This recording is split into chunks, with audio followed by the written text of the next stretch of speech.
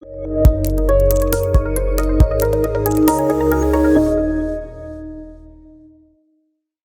பார்க்க மீடியா பார்க்க வரல, புரியுதா?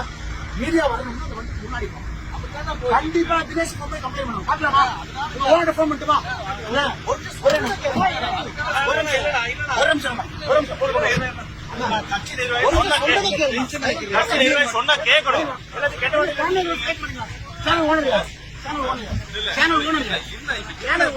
சொல்லி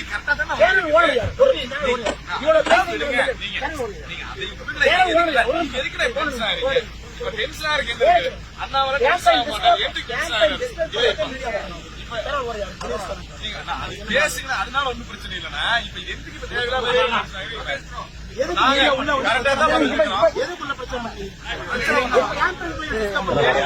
சொல்லி இந்த வண்டி கேம்பெயின்ல வர இந்த வண்டிக்கு ரூல்ஸ் இல்லை. எதுக்கு வெளிப்போம்? எலெக்ஷன் கமிஷன் 8000 ரூபாய் ஒரு வண்டிக்கு ஆட் பண்ணுவோம். எதுக்குள்ள வரீங்க? எதுக்குள்ள வரீங்க? பெரிய விஷயம் தான், பெரிய விஷயம் தான்.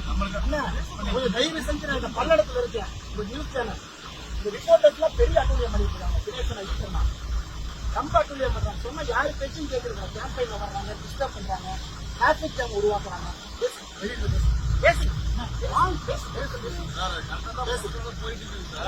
வண்டியை கேம்பெயின்ல வந்து வேற மாதிரி ஆயிடும்.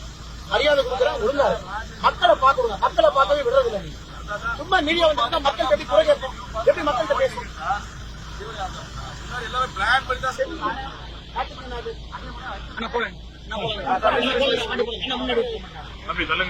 போலீஸ் ஸ்டேஷன்ல கம்ப்ளைண்ட் பண்ணாங்க.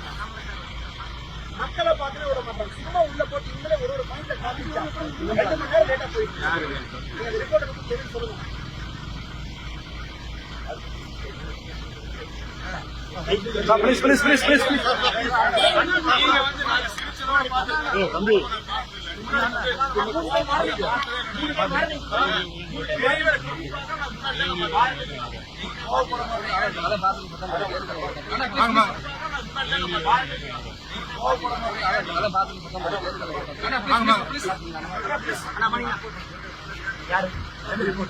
எல்லா ரிப்போர்ட்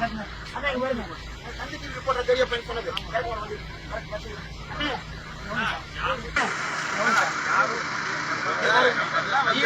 மரியாதை கொடுத்து மரியாதை பழக்கமே வச்சுக்காதீங்க.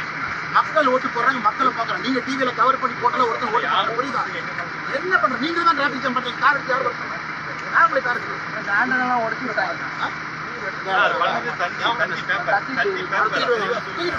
மீடியாக்காரங்கள மரியாதை கொடுத்தா மட்டும் மரியாதை கொடுங்க.